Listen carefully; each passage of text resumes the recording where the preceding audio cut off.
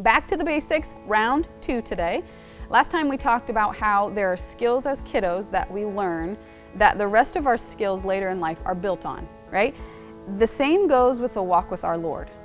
There are skills and habits that we need to get into now that will continue as we grow and walk with Him. They'll get stronger. I reminded you that we're in a war, a spiritual war right now. It's not going to change when we go back to school. And your focus, my focus, has to be on point for us to stay on course and not get tripped up, okay? Let's go to 1 Peter chapter 5, verses 8 and 9. I'm going to read it to you. It says this: "Stay alert. Watch out for your great enemy, the devil. He prowls around like a roaring lion looking for someone to devour. Stand firm against him and be strong in your faith. Remember that your family of believers all over the world are going through the same kind of suffering that you are." How many of you have ever played sports? A sport that you constantly have to be on guard for. Let's talk about basketball, for instance.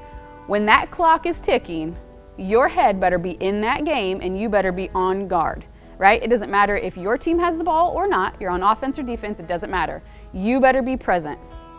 Now, what happens if somebody on your team, doesn't have to be you, somebody on your team lets their guard down? Nothing good, right? If you have the ball, the other team steals the ball. If you don't have the ball, the team's gonna score, whatever. Nothing good is going to happen. Our Bible verse says, it starts out by saying, stay alert. For what?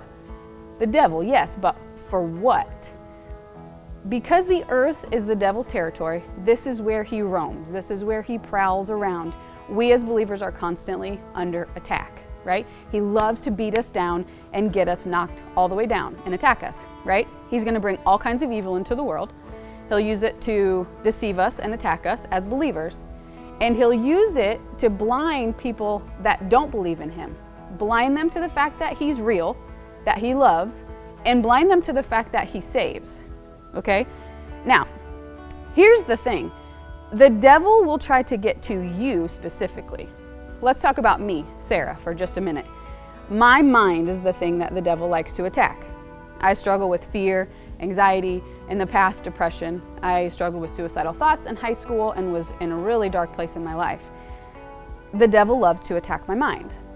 He loves to get me worried and anxious about things that will never happen, afraid of things that seem so silly and far-fetched when I'm in my right mind. But that's what he loves to do. He loves to attack my mind. I heard Pastor Gary reference it one time like this. He has a flip book that he flips through, kind of like a recipe book. And when he finds the thing that works, he's going to bookmark it with your name on it, okay? I don't struggle with alcohol. I never have. It's just not a temptation for me. For the devil to throw a situation at me with alcohol being served, it just doesn't work. That's not my thing. For somebody else, that's a very big temptation. That's bookmarked for them. For me, it's my mind. So that's what I'm staying alert for. I'm staying alert for his mess that he's going to throw at me. Now let me tell you this.